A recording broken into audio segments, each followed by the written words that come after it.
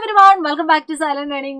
Miss ആണ്. അപ്പോൾ മക്കളെ ഇന്ന് മിസ് വന്നിരിക്കുന്നത് നമ്മുടെ സയൻസ് ടെക്സ്റ്റ് ബുക്കിലെ നമ്മൾ ഫിസിക്സുമായിട്ട് റിലേറ്റ് ചെയ്ത കുറച്ച് കാര്യങ്ങൾ നമ്മൾ പഠിച്ചിട്ടുണ്ട്.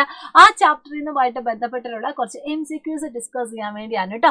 അപ്പോൾ നമുക്കറിയാം നമ്മൾ കുറേ കാര്യങ്ങൾ ഓൾറെഡി പഠിച്ചതാണ്. ഈ പഠിച്ച കാര്യങ്ങളെ പറ്റിയൊക്കെ കുറച്ച് വിവരിച്ച് എഴുതാൻ, കുറച്ച് ഡിസ്ക്രൈബ് ചെയ്ത് എഴുതാൻ പറഞ്ഞാൽ നിങ്ങൾ എന്താണെങ്കിലും ഡെഫിനറ്റ്ലി എഴുതിയിരിക്കും. പക്ഷെ കുറച്ച് ഓപ്ഷൻസ് തന്നിട്ട് അതിൻ്റെ ഉള്ളിൽ നിന്ന് കറക്റ്റ് ആയിട്ടുള്ളത് ഒന്നും കൂടി നമ്മൾ എന്ത് ചെയ്യണം, കണ്ടുപിടിക്കാനായിട്ട് നമ്മൾ പഠിക്കണം.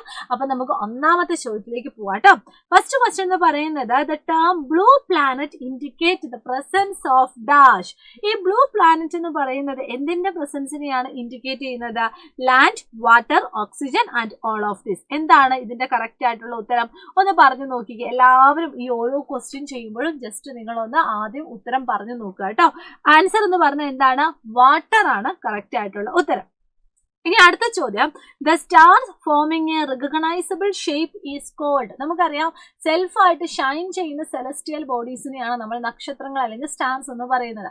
ആകാശത്ത് സ്റ്റാർസിനെ നോക്കുവാണെങ്കിൽ ചില ഗ്രൂപ്പ് ഓഫ് സ്റ്റാർസിനെ ഒന്ന് കൺസിഡർ ചെയ്താൽ അവയെ തമ്മിൽ പരസ്പരം ഒരു ലൈൻ വെച്ച് ജോയിൻ ചെയ്യിപ്പിക്കുമ്പോൾ നമുക്കൊരു പാറ്റേൺ നമുക്ക് കിട്ടും.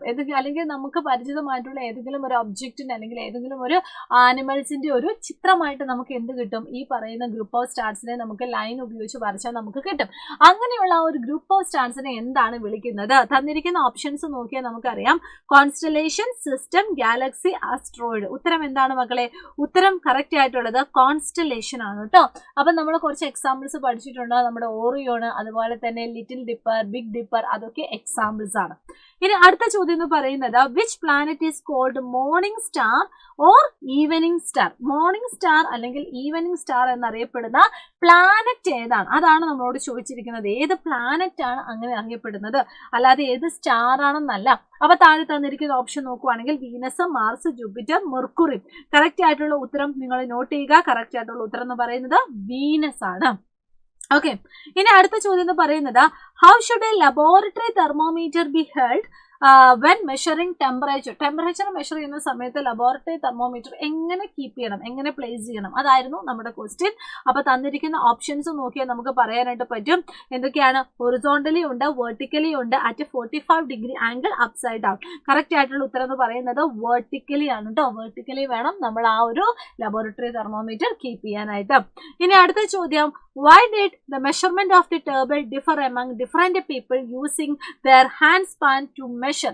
അതായത് നമ്മൾ ഒരു ടേബിളിന്റെ മെഷർമെന്റ് എടുക്കുവാണ്, അതിനുവേണ്ടി നമ്മൾ യൂസ് ചെയ്യുന്ന നമ്മുടെ കൈ തന്നെയാണ്.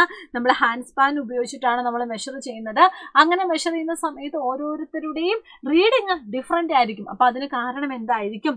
ഓപ്ഷൻസ് നോക്കിയാൽ they measure different table, their hand spans are of different size, they use different unit, the table length change with every measurement. Correct ആയിട്ടുള്ള ഉത്തരം ഓപ്ഷൻ ബി ആണ് അല്ലേ. നമ്മൾ എല്ലാവരുടെയും കൈ നോക്കുന്ന സമയത്ത് എല്ലാത്തിനും ഒരേ സൈസ് അല്ല, ഡിഫറെന്റ് ആണ്.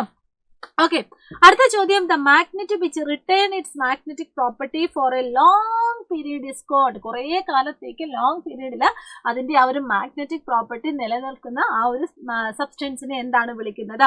Magnetic substance, non magnetic substance, temporary and permanent magnet. Correct ആയിട്ടുള്ള ഉത്തരം പെർമനന്റ് മാഗ്നറ്റ് ആണ്. ഇനി magnet attract wood, plastic, paper, iron. Simple ആയിട്ടുള്ള ചോദ്യമാണ്. നമുക്കറിയാം അയൺ ആണ് കറക്റ്റ് ആയിട്ടുള്ള ഉത്തരം എന്ന് പറയുന്നത്. ഇനി അടുത്തത്, attraction is seen between the poles of 2 bar magnet in the case of. അതായത് 2 ബാർ മാഗ്നറ്റുകളുടെ പോളുകൾ തമ്മിൽ അട്രാക്ട് ചെയ്യണമെങ്കിൽ അവയുടെ പോൾസ് എങ്ങനെയായിരിക്കണം? ഓപ്ഷൻസ് നോക്കിയാൽ north pole with north pole, അത് അട്രാക്ട് ചെയ്യില്ല, റിപ്പൽ ചെയ്യുന്നു. North pole with south pole, അത് അട്രാക്ട് ചെയ്യും. South pole with south pole, അത് റിപ്പൽ ചെയ്യും. All of this case will show attraction. ഇവയെല്ലാം അട്രാക്ഷൻ കാണിക്കും, അത് തെറ്റാണ്. അപ്പൊ ഉത്തരം എന്ന് പറഞ്ഞാൽ എന്താണ്? നോർത്ത് പോള് സൗത്ത് പോളുമായിട്ടാണ് അട്രാക്ട് ചെയ്യുന്നത്. ഇനി which is an example of a magnetic substance? Magnetic സബ്സ്റ്റൻസിന് എക്സാമ്പിൾ ആണ് അയൺ ഉണ്ട്, നിക്കൽ ഉണ്ട്, കൊബാൾട്ട് ഉണ്ട് and all of this. Okay, ഈ ഒരു ചോദ്യം ഹോംവർക്ക് ആണ്. ഇതിന്റെ ഉത്തരം നിങ്ങൾ മിസ്സിന് കമന്റ് ബോക്സിൽ പറയണം. The temperature shown by the thermometer is, എത്രയാണ്?